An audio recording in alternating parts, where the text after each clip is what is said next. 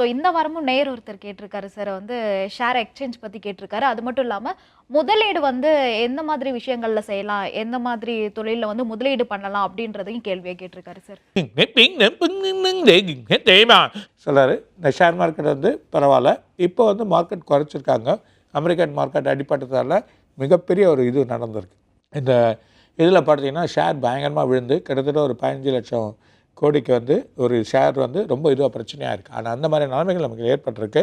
ஆனால் அதனால் பிரச்சனை இல்லை.